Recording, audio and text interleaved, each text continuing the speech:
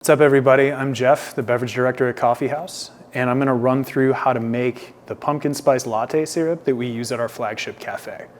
It all starts with getting the right fall spices incorporated. So here I've pre-weighed 20 grams of ground cinnamon, 4.5 grams of whole clove, 4.5 grams of ground nutmeg, and 18 grams of vanilla bean paste. So what we're gonna do with this is add it straight into our blender jug.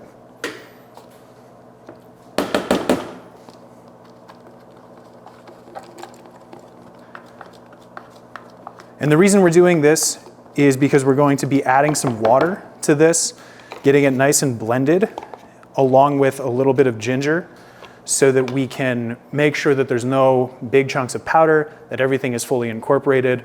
The whole cloves are gonna be completely dissolved and nobody's getting any weird chunks. Next, I have a little piece of ginger here, a thumb, long thumb, that I've washed and that I'm going to cut into medallions and then also put into the blender jug.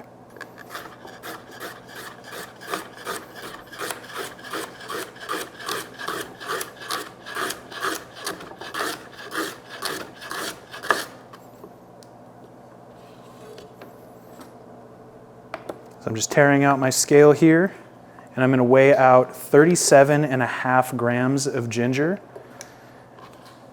And the reason I'm kind of going in some of these smaller increments is because this is actually a half batch of the single batch that we make for service volume. So we have our ginger, all of our spices, and our vanilla bean paste in here. Quick note, if you are gonna be using vanilla extract, because it is an alcohol component, you want to add that after you're done cooking, whereas because we're using a paste, we can add it before and not lose any of that flavor. So now in here, I have 250 grams of water.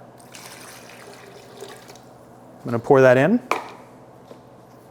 Got a little bit of salt. Salt is the most important element of making any syrup. You have to think of it like you're seasoning your food. If you don't add any salt, your food's not going to taste good. Same thing applies with the syrup. Same thing applies with making drinks. I do the same thing even if I'm making a Manhattan, I will add a little pinch of salt, because a drink with salt is always gonna taste better than a drink without salt. Doesn't matter how exact you are with everything else, salt makes you king. So now we're gonna add that to our blender base, start it on low, and gradually bring the speed up.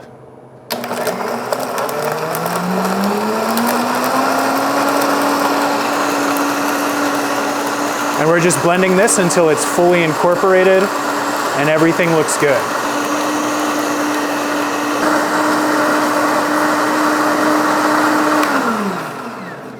And I blended that for about a full minute just to make sure that the ginger and the cloves are fully broken down and there's no big chunks of powder or big chunks of anything else.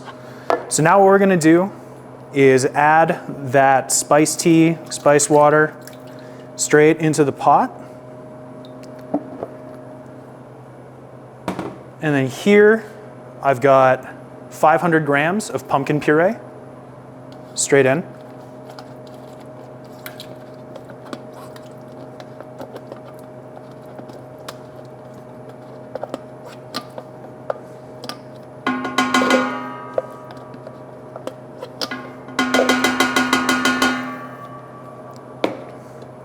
And I've also got a split base of sugar with 375 grams of brown sugar and 125 grams of white sugar. And then lastly, I have a little bit more water just to kind of thin it out, because as we cook this, it is going to lose a little bit of moisture, and you don't want it to be too thick, especially when you're trying to incorporate it with espresso. You want it to have a little bit of a give, but you still want it to have enough texture so that the pumpkin puree is fully incorporated throughout the drink and it's not gonna settle or separate or provide kind of an unpleasant textural component when somebody gets down to the last little sip. And now we're gonna turn our burner on. We're gonna crank it up to high heat, give this a good stir, wait for everything to come up to a simmer, and then drop the heat down to medium-low. Simmer it for about 10 minutes. All right, through the magic of editing, it's been 10 minutes and our pumpkin spice syrup is done. Smells a whole lot like fall. And just for reference, now that it's done, if you were using vanilla extract, this is the point you would add it and stir it in. That's about it. I'm gonna give you a little peek of what this looks like.